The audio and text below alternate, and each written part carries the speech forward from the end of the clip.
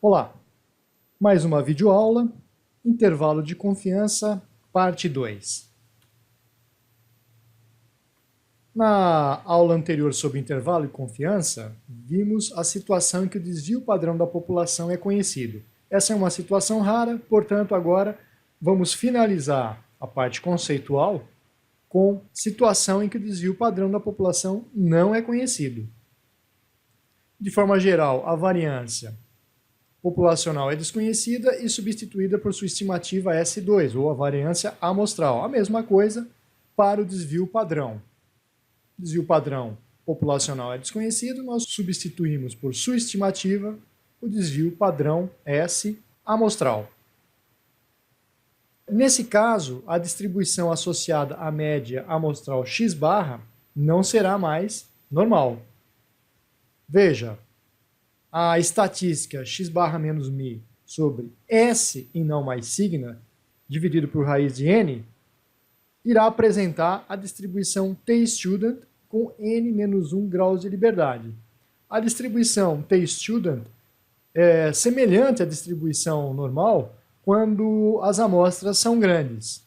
Lembrando da nossa fórmula, agora a fórmula será um pouquinho diferente em função da distribuição que estamos utilizando. Também podemos calcular intervalo de confiança para a proporção populacional. Para realizar o intervalo de confiança, devemos ter a variável dicotômica, presença ou ausência, sucesso e fracasso, e podemos também utilizar a distribuição normal para calcular o intervalo de confiança para a proporção populacional, nos casos em que o tamanho da amostra vezes a proporção de sucesso, essa multiplicação, for maior ou igual que 5. E, tem que acontecer as duas coisas, o tamanho da amostra vezes 1 menos P, que seria o fracasso, o complementar, for maior ou igual que 5. Essa situação é uma situação que nós vamos encontrar geralmente para amostras grandes. Você observa que a fórmula é semelhante para a média. Então, podemos calcular intervalo de confiança também para a proporção populacional. Intervalo de confiança para uma série de parâmetros que desejamos estimar. Mas vamos voltar ao exemplo do peso das crianças. Vamos realizar a estimativa do peso médio das crianças com intervalo de confiança de 95%. Digamos que temos uma amostra aleatória de 550 crianças e seus respectivos pesos em quilos. Então, poderíamos ter uma amostra com 39 quilos, 40, 38,7 e assim 550 pesos. Lembrando da nossa fórmula, que agora vamos utilizar a estimativa do desvio padrão. E as estatísticas. A média da nossa amostra é 40,7. Desvio padrão da nossa amostra é 9,7. O tamanho da nossa amostra é 550.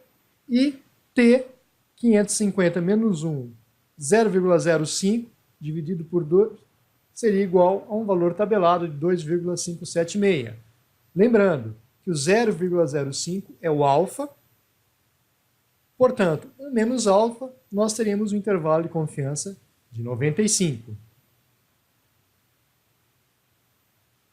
Realizando as contas da fórmula, teríamos um intervalo de confiança para a média de peso dessa população de crianças entre 39,6 kg e 41,7 kg. Nós estimamos que o verdadeiro valor da população de peso das crianças está inserido nesse intervalo, e que esse intervalo é um dos 95 que contém o verdadeiro valor da população.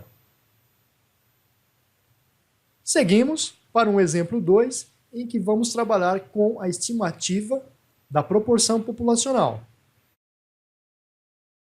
E desejamos estimar a proporção de pessoas com diabetes. Então, as pessoas têm diabetes ou não têm diabetes, proporção. O estudo foi realizado com 2.560 pessoas, das quais 228 apresentam exames que indicam diabetes. Vamos tentar utilizar a distribuição normal. Para tanto, precisamos dessas duas condições satisfeitas. Observe o tamanho da amostra, 2.560, a proporção de pessoas com diabetes, 228 dividido por 2.560, que resulta em 0,089, ou se você preferir, 8,9%. 1 menos P, que é aproximadamente 0,91, ou 91,1% das pessoas sem diabetes. E, portanto, N vezes P e N vezes P1 menos 1 estão contemplados para que possamos utilizar a distribuição normal. Temos a nossa fórmula para o intervalo de confiança, também de 95% ou 99%.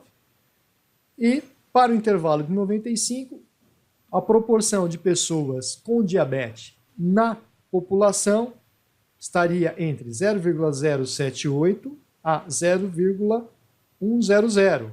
Se você preferir, 7,8 a 10%. Vamos também realizar um intervalo de confiança para 99. Este seria de 0,075 a 0,104, ou 7,5 a 10,4. Então, para a mesma amostra, calculamos dois intervalos e verificamos que o intervalo de 99, como já vimos relatado anteriormente, é sempre maior do que o 95. Evidente que numa pesquisa, o pesquisador irá escolher o nível de confiança, geralmente 95 ou 99. De forma geral, apenas um deles. Lembrando que essas fórmulas que foram apresentadas para que você possa entender a estrutura da metodologia. E essas fórmulas estão dispostas no software que nós vamos adotar. Abraço e até a próxima!